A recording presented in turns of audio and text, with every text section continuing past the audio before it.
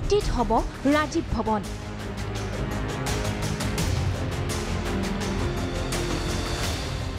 অত্যাধুনিক মাল্টিপ্লেক্সলৈ হ'ব পৰিণত। ৰাজীৱ ভৱনক বাণিজ্যিক প্ৰতিষ্ঠান গঢ়াৰ যোজা কংগ্ৰেছৰ। মানৱেন্দ্ৰ কমপ্লেক্সও প্ৰাণ পাব নতুন ৰূপত। ৰাজীৱ ভৱনক লৈ বহু কাহিনী এতিয়া অতীত হ'ল। ৰাজীৱ ভৱনক কেন্দ্ৰ কৰি মাজে মধ্যে চলি থকা শাসক বিৰোধীৰ মুখ চুপতিবোৰো এতিয়া নোহোৱা হ'ব, কিয়নো খুদ ৰাজীৱ ভৱনেই অলপ দিনৰ পাছতেই সকলোৰে বাবে হ'ব কেৱল মাথো স্মৃতি। কিয়নো ৰাজীৱ ভৱনে হেৰুৱাব পূৰ্বৰ বেশভূষা। বিপৰীতে নতুন ৰূপত গঢ় লৈ উঠিব প্ৰদেশ কংগ্ৰেছৰ কাৰ্যালয়টো। ভাৰতীয় জনতা পাৰ্টীৰ অসম প্ৰদেশৰ ৰাজ্যিক মুখ্য কাৰ্যালয় উদ্বোধনৰ পাছতেই এতিয়া জ্বলি পুৰি মৰিছে কংগ্ৰেছ। শাসকীয় পক্ষৰ লগত মুখ চুপতি এৰি এতিয়া হাতে কামে লগাৰ সিদ্ধান্ত গ্ৰহণ কৰিছে অসম প্ৰদেশ কংগ্ৰেছ কমিটিয়ে। সেয়েহে অত্যাধুনিক মাল্টিপ্লেক্স গঢ়াৰ বাবে 11-10-2022 প্ৰকাশিত এই জাননীৰ জৰিয়তে বিল্ডাৰলৈ প্ৰস্তাৱ আগবঢ়াইছে দলটোৱে। দেৱব্ৰত শইকীয়াৰ নেতৃত্বত গঠিত কমিটিয়ে লৈছে এই সিদ্ধান্ত। এই সন্দৰ্ভত বিৰোধী দলৰ দলপতিগৰাকীয়ে কয় এনেদৰে। নিখিল ভাৰত কংগ্ৰেছ কমিটিয়ে গোটেই ভাৰতবৰ্ষতে কংগ্ৰেছৰ যিমান সা সম্পত্তি আছে সেইবিলাক উন্নত কৰিবলৈ এটা চাৰ্কুলাৰ দিছিলে আৰু তাত যোৱা সিদ্ধান্তখিনি অনুসৰি এতিয়া আমি এই দুয়োটা মানে আমাৰ যি চৌহদ এই দুয়োটা চৌহদতে এতিয়া আমাৰ নিজৰ অফিচৰ কাৰণে কিছু অংশ ৰাখি ব্যৱসায়িক কাৰণত কিছু অংশ ব্যৱহাৰ কৰিবলৈ দিম আৰু সেইমতে এতিয়া আমি আগবাঢ়িম। অটল বিহাৰী বাজপেয়ী ভৱন উদ্বোধনৰ পাছতেই বিজেপিক সমালোচনাৰে থকাসৰকা কৰিছিল বিৰোধীয়ে। এতিয়া সেই সুযোগ এৰা নাই সংসদীয় পৰিক্ৰমা মন্ত্ৰী পীযুষ হাজৰিকায়ো। এই প্ৰস্তাৱনা পত্ৰৰ পাছতেই সুযোগ বুজি ভূপেন বৰাৰ লগতে কংগ্ৰেছক এজাউৰি দিলে পীযুষ হাজৰিকাই।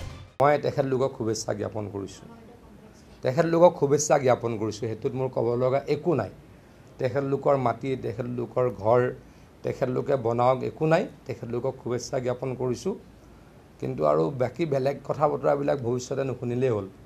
বিল্ডাৰৰ পৰা কোনোবাই টকা খাই দিলে, দোকান দিম বুলি চালামী চিকিউৰিটি কোনোবাই খাই দিলে, সেই কথাবিলাক যাতে অসমৰ মানুহে নুশুনে তাৰ কাৰণে তেখেতলোক যদি অলপ সচেতন হয় ভাল হ'ব। তাতে শিকোৱা হয় নিজে মাৰি আনি খাব লাগে, নিজে ঘৰ বনাই আনি ঘৰ বনাব লাগে। বিজেপিত শিকোৱা হয় যে 1.5 লাখ টকা পায়, 1.5 লাখো নাপায়, টোটেলতহে পায় 1 লাখ টকামান চেলাৰী পায়, তাৰ পৰা 10,000 টকা পাৰ্টিক দি দিয়া। উল্লেখ্য যে ভূপেন বৰাই কথাৰ প্ৰসংগত বিজেপি কাৰ্যালয় ভঙাৰ হুংকাৰ দিছিল।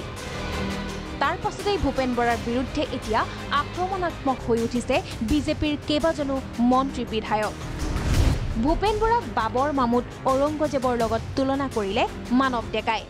এইসকলৰ আদৰ্শত বিশ্বাস কৰা কংগ্ৰেছ দলৰ সভাপতিজনে তেনে মানসিকতা ৰখাটো একো আচৰিত নহয়, কিন্তু এনেকুৱা মানসিকতাই তেওঁ যি বাবৰ ঔৰংজেব মামুদৰ বিচাৰধাৰাক আগবঢ়াই লৈ যাব বিচাৰিছে তাক মই গভীৰ ভাষাৰে গৰিহণা দিছোঁ। কাৰ্যালয়ৰ ইটা এচৰ পৰাও আঁতৰোৱাৰ ক্ষমতা নাই ভূপেন বৰাৰ। ভূপেন বৰাই বিজেপিৰ কাৰ্যালয় ভাঙিম বুলি কোৱাটো হাস্যকৰ আখ্যা পবিত্ৰ মাৰ্ঘেৰিটাৰ। যি ভাৰতীয় জনতা পাৰ্টিৰ প্ৰতি 330 কোটি অসমৰ জনতাৰ আশীৰ্বাদ আছে, সেই ভাৰতীয় জনতা পাৰ্টিৰ কাৰ্যালয়টো তেখেতৰ মানে ভূপেন বৰাদেৱৰ 14 পুৰুষ বা সমস্ত গান্ধী পৰিয়ালৰ পৰা আদি কৰি সমস্ত কংগ্ৰেছৰ কৰ্মীসকলে মানে এনেধৰণৰ অশুভ চিন্তা কৰিলেও ইটা এচৰ পৰা ইফাল সিফাল কৰিব নোৱাৰে, সেই কথাটো মই ভূপেন বৰাদেৱক জনাই থৈছোঁ। অৱশ্যে ভূপেন বৰাদেৱৰ কথাখিনি মাজে মাজে আমি ৰসো পাওঁ। কংগ্ৰেছৰ 15 বছৰীয়া শাসনৰ কালছোৱাত অত্যাধুনিক অট্টালিকা নিৰ্মাণ কৰিব নোৱাৰি এতিয়া অনুতপ্ত কংগ্ৰেছ।